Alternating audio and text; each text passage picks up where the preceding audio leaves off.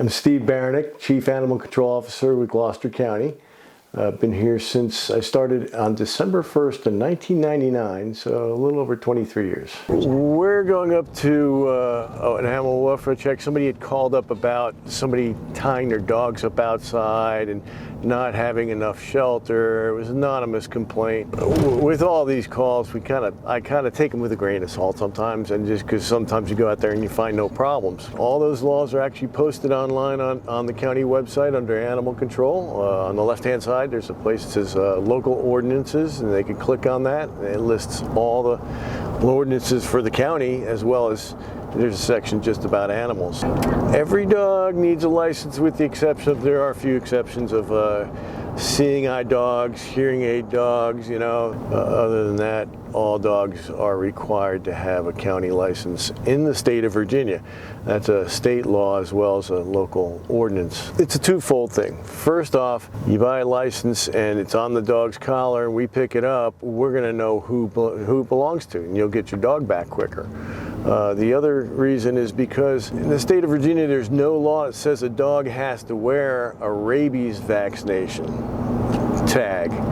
But to buy a county license, you have to show the rabies paperwork. Just when we pick up a dog that has a county license on, we know it's got a good rabies shot, and we'll treat it a little bit more differently, you know, not be so apprehensive to not getting bit. We don't want to get bit at all, but by seeing a county license on a dog, it's a good, good possibility that the dog does have a good rabies vaccination, and it is owned by somebody. If we pick up a dog that's got a license that's not in a leash law area, because there are certain areas of the county that are leash law, if it's got a license on, we'll call up the owner.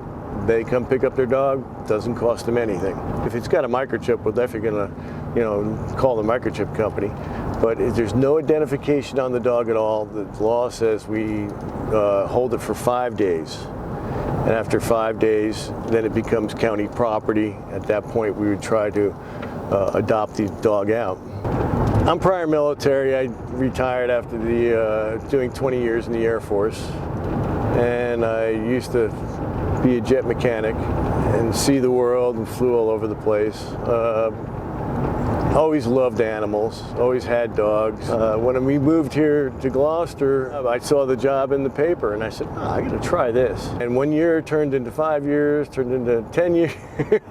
And the next thing I know it, here I am still, love the job, love the people I work with, and the things we can do to try to help, Gloucester be a better community and help the animals out. There was one situation down in the Guinea area, probably around 7 years ago. I picked up this dog that was just walking along the side of the road. It was a scraggly old, Schnauzer mix, and it looked like it had been living out on its own for, the past 6 months or so. So I took it back to the shelter and I scanned it and had a microchip. I was like, oh, great. So I called up the microchip company. I said, here's the number. And they came back, you have this dog? I said, yes, I do have this dog. It's right here. They said, wow, this dog went missing 5 years ago. I said, 5 years ago? Wow, what happened, And so they told me, they said, this lady had her dog in her car up at Richmond. She ran inside 7-Eleven or something to get a cup of coffee. She came out, dog was gone.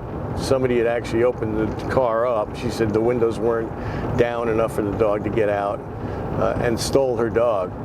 Well, they called her up, and 45 minutes later from Richmond, she was at the door, and she called out the dog's name, and the dog literally jumped out of my arms into hers.